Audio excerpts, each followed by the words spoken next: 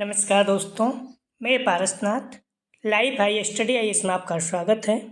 आज हम लोग राजा महेंद्र प्रताप सिंह राज्य विश्वविद्यालय अलीगढ़ के बीएड फोर्थ सेमेस्टर एग्ज़ाम 2023-24 जो 20 मई को एग्ज़ाम होने वाला है, उसके लिए पेपर 403 अर्थात स्वयं की समझ या अंडरस्टैंडिंग ऑफ द सेल्फ का फुल प्रैक्टिस से 14 हल करेंगे। तो आप लोग ध्यान रखना, इस पेपर में पास होने के लिए आप लोगों को कम से कम 16 अंक प्राप्त करना है अर्थात 26 प्रश्न सही करना है। ठीक है, समय 2 घंटे रहेगा। दोस्तों प्रश्नों पर आए, लेकिन उससे पहले प्लीज़ आप लोग वीडियो को ज़्यादा से ज़्यादा शेयर कीजिए जिससे सभी लोगों को लाभ हो सके। यदि आप लोग चैनल को सब्सक्राइब नहीं किए हैं, चैनल को सब्सक्राइब कीजिए तथा वीडियो को लाइक और शेयर जरूर कीजिए। पेपर 403 अर्थात स्वयं की समझ फुल प्रैक्टिस सेट 14 हल करेंगे। इसके पहले 13 प्रैक्टिस सेट हल कर चुके हैं, तो आप लोग जाकर डिस्क्रिप्शन में देख सकते हैं लिंक। आप पहले वीडियो 403 है, यहाँ पर क्लिक करके या फिर प्लेलिस्ट में जाकर देख सकते हैं। ठीक है, आइए देखते हैं प्रश्नों को। पहला प्रश्न है, प्लीज वीडियो को लाइक और शेयर कीजिए। पहला प्रश्न है, पश्चात विचारधारा का जन्म किस स्थान से माना जाता है? सही जवाब हो जाएगा डी, यूनानी, ग्रीक। सर्वप्रथम किस दार्शनिक ने वास्तविक तौर पर दर्शन के स्पष्ट सिद्धांत तथा विचार प्रकट किए? सही जवाब हो जाएगा बी, प्लेटो ने। अगला प्रश्न है, प्लेटो का दर्शन है? सही जवाब हो जाएगा 3 का सी, आदर्शवादी। अगला प्रश्न है, पश्चात दर्शन में स्व की अवधारणा का अर्थ है? सही जवाब हो जाएगा 4 का सी, ज्ञानवान बनना। अगला प्रश्न है, फिलॉसफी का शाब्दिक भावार्थ है अर्थात अर्थ है? सही जवाब हो जाएगा डी, बुद्धिमान अनुराग। डी इसका सही जवाब, बुद्धि अनुराग। अगला प्रश्न है, पश्चात दर्शन का मुख्य उद्देश्य व्यक्ति को? सही जवाब हो जाएगा 6 का बी, प्रज्ञावान अथवा बुद्धिमान बनाना। अगला प्रश्न है, पश्चात दर्शन की मुख्य विशेषता आत्मविकास के लिए क्या कर रही है? सही जवाब हो जाएगा 7 का बी, ज्ञान। अगला प्रश्न है, स्व के संदर्भ में पश्चात दर्शन है? सही जवाब हो जाएगा 8 का बी, भाषा सुधार तथा प्रत्ययों का स्पष्टीकरण। अगला प्रश्न है, स्व के विचारों की पारस्परिक एकता को बनाए रखने के लिए क्या आवश्यक है? सही जवाब हो जाएगा 9 का ए, भाषा की स्पष्टता। अगला प्रश्न है,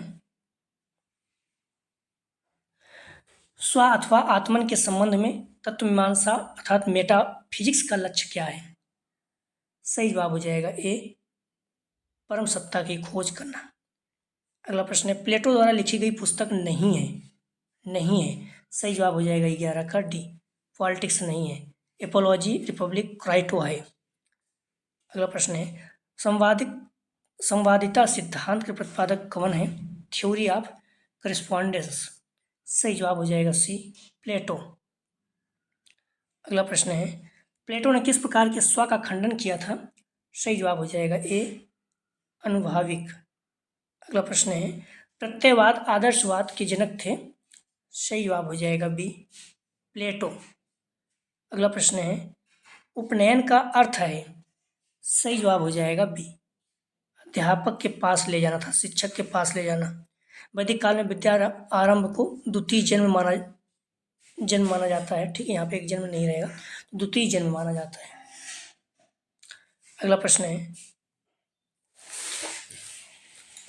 किस दार्शनिक ने जगत की व्याख्या संख्याओं के आधार पर की थी? सही जवाब हो जाएगा 16 का सी, पाइथागोरस ने। अगला प्रश्न है, स्व के संदर्भ में तुलनात्मक अध्ययन पद्धति का प्रयोग किस दार्शनिक ने किया था? सही जवाब हो जाएगा बी, अरस्तु। अगला प्रश्न है, अरस्तु ने कौन से 2 घटकों का समर्थन करके मध्यम मार्ग का समर्थन किया था? सही जवाब हो जाएगा बी, बुद्धि और इंद्रानुभूति। अगला प्रश्न है, पश्चात दर्शन स्व को किस रूप में स्वीकार करता है? सही जवाब हो जाएगा बी, व्यक्तिगत इकाई। अगला प्रश्न है, उपनयन संस्कार में किया जाता था? सही जवाब हो जाएगा 20 का डी, सभी। विद्यारंभ, ब्रह्मचर्य व्रत का प्रारंभ, दंड, कमंडल एवं वृक्षाला का प्रयोग। अगला प्रश्न है, वैदिक काल में विद्या के केंद्र थे? सही जवाब हो जाएगा सी, गुरुकुल। अगला प्रश्न है, वैदिक काल में शिक्षा का माध्यम था? सही जवाब हो जाएगा ए, संस्कृत। अगला प्रश्न है, चारों वेदों का अध्ययन करने वाले छात्र को क्या कहा जाता है? सही जवाब हो जाएगा डी, आदित्य कहा जाता है। ठीक है, आदित्य। वैदिक काल में छात्रों की वेशभूषा थी।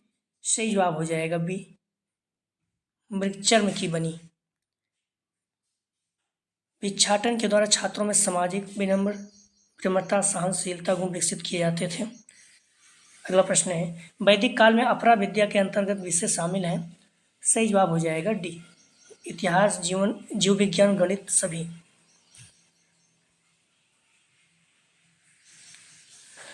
अगला प्रश्न है, ध्यान रखना वैदिक काल में ज्ञान प्राप्त करने की विधि तप तथा श्रुति थी।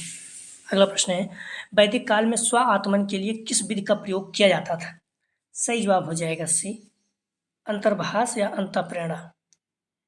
अगला प्रश्न, ध्यान रखना गुरुकुल में शिक्षा का वातावरण पारिवारिक रहता है, ठीक है, परिवार जैसे माना जाता है। अगला प्रश्न है, वेदों का अध्ययन करने के बाद छात्रों का घर वापस आना क्या कहलाता था। सही जवाब हो जाएगा डी, समावर्तन। विद्या अध्ययन पूर्ण हो जाने के बाद स्नातक ब्रह्मचारी अपने पूज्य गुरु की आज्ञा पाकर अपने घर लौटने को समावर्तन संस्कार कहा जाता था। प्राचीन समय में शिक्षा का यह समय करीब 12 वर्ष का होता था। अगला प्रश्न है, आत्मा या आत्मन भारतीय दर्शन में किसका अंग है। सही जवाब हो जाएगा बी, उपनिषद। करीब 80 प्रश्न है। अगला प्रश्न है, उपनिषदों के अनुसार जीवात्मा अंश है। सही जवाब हो जाएगा बी, परमात्मा का। आत्मा का परमात्मा से मिलन उपनिषदों के अनुसार मोक्ष कहलाता है। अगला प्रश्न है, मोस्लो के सिद्धांत में मेटा मांग का उदाहरण है। सही जवाब हो जाएगा सी, सच्चाई एवं न्याय। अगला प्रश्न है, आत्मसम्मान के 6 स्तंभ पुस्तक के लेखक कौन है। सही जवाब हो जाएगा ए, नथानिएल ब्रैंडन।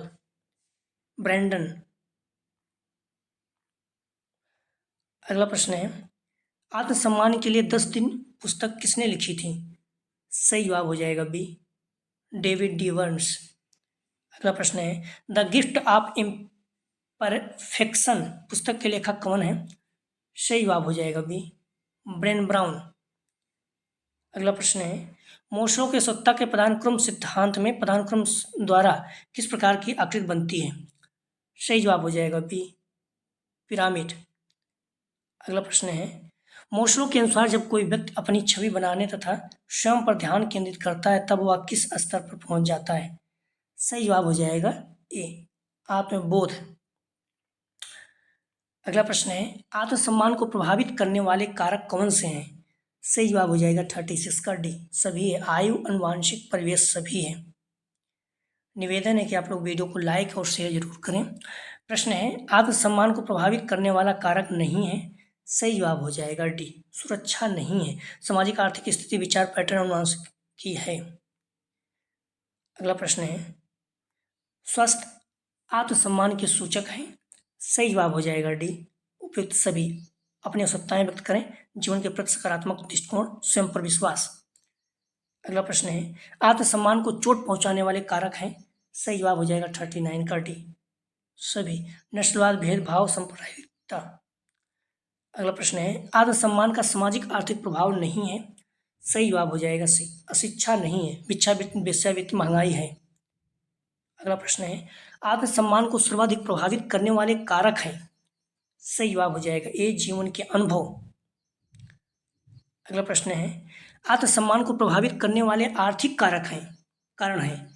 ए, बेरोजगारी, भी, महंगाई से ऋणग्रस्तता, डी, उपयुक्त सभी। सही जवाब हो जाएगा डी, उपयुक्त सभी। अगला प्रश्न है, आत्मसम्मान को प्रभावित करने वाले सामाजिक कारण नहीं है। सही जवाब हो जाएगा ए, बेरोजगारी। अगला प्रश्न है, आत्मसम्मान को प्रभावित करने वाले व्यक्ति के शारीरिक कारक हैं। सही जवाब हो जाएगा डी, शारीरिक दुर्बलता, हकलाना, नेत्र दोष सभी। अगला प्रश्न है, शिक्षा द्वारा छात्र के आत्मसम्मान में सुधार की क्यों आवश्यकता है।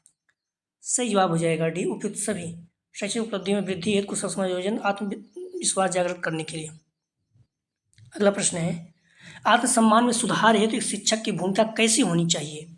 सही जवाब हो जाएगा डी, सकारात्मक, लचीली और उत्साही सभी। अगला प्रश्न है, छात्र में आत्मसम्मान के सुधार से क्या बदलाव देखेंगे। सही जवाब हो जाएगा 47 का डी, उपयुक्त सभी। आत्मविश्वास में वृद्धि, लचीलापन, सकारात्मक मानसिकता सभी। अगला प्रश्न है, इसको कर सकते हैं, रवैया छात्रों में वृद्धि करता है। सही जवाब हो जाएगा बी, आत्मविश्वास, आत्मसम्मान की भावना से ओतप्रोत छात्र का व्यवहार प्रेरणादायक प्रकार का होता है। अगला प्रश्न है, संघर्षों के प्रबंधन के अभाव में व्यक्ति का स्वास्थ्य कैसा होगा? सही जवाब हो जाएगा 49 का डी, नैराश्यवादी, असंतोषजनक, द्वंद्व, सभी।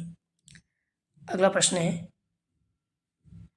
स्वयं आत्म के संदर्भ में समायोजन की प्रक्रिया है। सही जवाब हो जाएगा डी, द्वंद्व और तनाव को कम करने वाली उन्मोचन, उन्मुखीकरण एवं शोधन। सही जवाब हो जाएगा डी। अगला प्रश्न है, आत्म के संदर्भ में एक छात्र द्वारा संघर्षों का प्रबंधन कहलाता है। सही जवाब हो जाएगा ए, समायोजन। अगला प्रश्न है, आत्म विकास हेतु संघर्षों का प्रबंधन क्यों आवश्यक है? सही जवाब हो जाएगा डी, आत्म जागरूकता में वृद्धि, स्व अवधारणा दृष्टि सुदृढ़, स्व सम्मान की प्राप्ति, सभी हो जाएगा। अगला प्रश्न है, लड़की घरेलू कार्यों हेतु तथा लड़के बाहरी कार्यों को करेंगे, यह कथन दर्शाता है। डी, लैंगिक रूढ़िवादिता, लोगों को मेंटली मतलब सोच रहती है कि लड़की घर काम करेगी, लड़के बाहर काम करेंगे, तो ये क्या है? लैंगिक रूढ़िवादिता है। अगला प्रश्न है, संघर्षों के प्रबंधन को प्रभावित करने वाले कारक हैं। सही जवाब हो जाएगा डी, वंशानुक्रम, परिवेश और परिवार, सभी। अगला प्रश्न है, स्वयं के संदर्भ में व्यक्ति विशेष के संघर्षों का प्रबंधन सुनिश्चित होने का के लक्षण क्या है? सही जवाब हो जाएगा डी, एकीकृत एवं समन्वित व्यक्तित्व, नियमित दिनचर्या, संवेगात्मक परिपक्वता और एवं आत्म मूल्यांकन की क्षमता, डी उपयुक्त सभी। डी इसका सही जवाब है। अगला प्रश्न है, आत्म के संदर्भ में संघर्षों के कुप्रबंधन का परिणाम क्या होगा? सही जवाब हो जाएगा 56 का डी, असहनशीलता, आत्मविश्वास में कमी, कुसमायोजन, डी इसका सही जवाब है। अगला प्रश्न है, जब पारस्परिक विरोधी प्रेरणाएं या बल कार्य करते हैं तब मानव मस्तिष्क में होने वाले उथल पुथल क्या कहलाती है? सही जवाब हो जाएगा ए, अंतर्द्वंद। अगला प्रश्न है, आत्म के संदर्भ में संघर्ष प्रबंधन हेतु व्यक्ति की मानसिक स्थिति कैसी होती है? सही जवाब हो जाएगा बी, असमंजस में। अगला प्रश्न है, सामान्य व्यक्तियों को मानसिक अंतर्द्वंद किस स्तर पर पाए जाते हैं? सामान्य व्यक्तियों में मानसिक अंतर्द्वंद किस स्तर पर पाए जाते हैं? सही जवाब हो जाएगा बी, चेतन स्तर पे। अगला प्रश्न है, मानसिक अंतर्द्वंद के भेद हैं।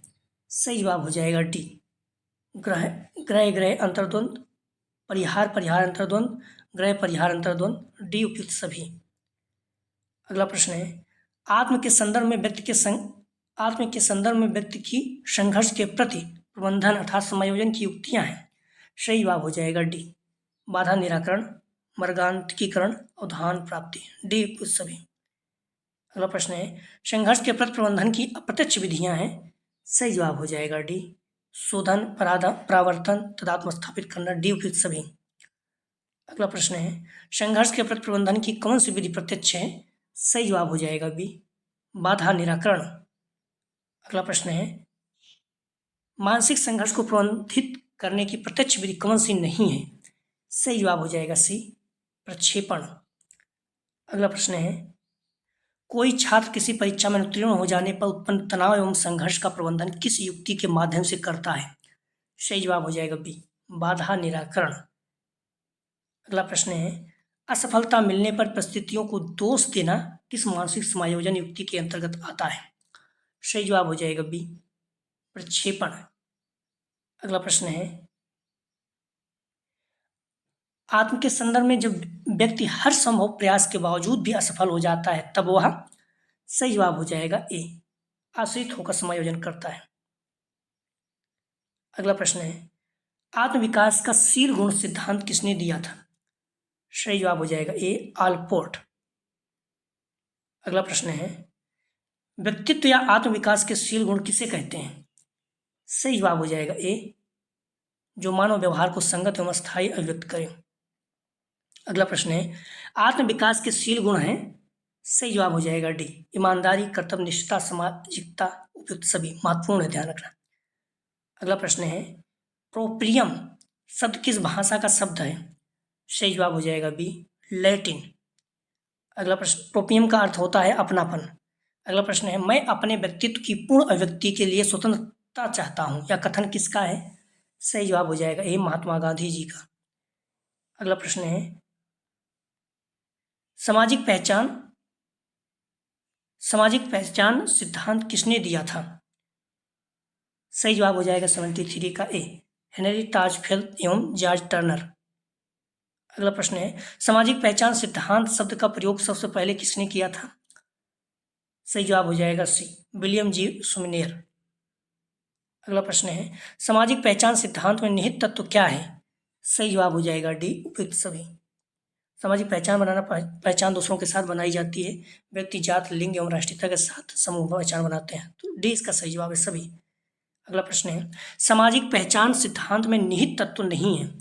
सही जवाब हो जाएगा ए, अलगावपन, सहयोग, एकरूपता में भिन्नता, निर्भरता है। अगला प्रश्न है, सामाजिक पहचान सिद्धांत की प्रमुख शक्ति क्या है? सही जवाब हो जाएगा डी, समूह गठन, हम की भावना, समूह का रखरखाव, हम मतलब अपनापन। सही जवाब हो जाएगा डी, सभी। अगला प्रश्न है, सामाजिक पहचान सिद्धांत की प्रक्रिया में चरण है। सही जवाब हो जाएगा डी, वर्गीकरण, पहचान, तुलना, डी इसका सही जवाब है। अगला प्रश्न है, थ्योरी ऑफ सेल्फ का प्रतिपादन किसने किया था? सही जवाब हो जाएगा सी, मीड। अगला प्रश्न है, शिक्षक केंद्रित संचार व्यवस्था में छात्रों की भूमिका कैसी होगी? सही जवाब हो जाएगा ए, निष्क्रिय श्रोता की। शिक्षक केंद्रित अगर है संचार व्यवस्था में छात्रों की भूमिका कैसी होगी? निष्क्रिय श्रोता, मतलब सुनते रहेंगे बस। तो आप लोग ध्यान रखना, जो भी अगर नई वीडियो देखने की इच्छा हो तो डिस्क्रिप्शन में जाएंगे, लिंक आप प्लेलिस्ट वीडियो 403 है, इसे क्लिक करेंगे, सारी वीडियो आपको मिल जाएगी, फिर प्लेलिस्ट में जाकर आप देख सकते हैं। तो उम्मीद करते हैं आप लोग बहुत अच्छा मेहनत किए हैं, पेपर आप लोगों का अच्छा होगा। तो प्लीज़ वीडियो को लाइक और शेयर कीजिए। एग्जाम की शुभकामनाएं, आप लोग अच्छे से एग्जाम दीजिए, ठीक है। पहले प्रश्न पढ़ लीजिए जो आ रहा है, फिर उसको बोला कीजिए, ठीक है। तो प्लीज़ वीडियो को लाइक और शेयर कीजिए। वीडियो देखने के लिए धन्यवाद दोस्तों।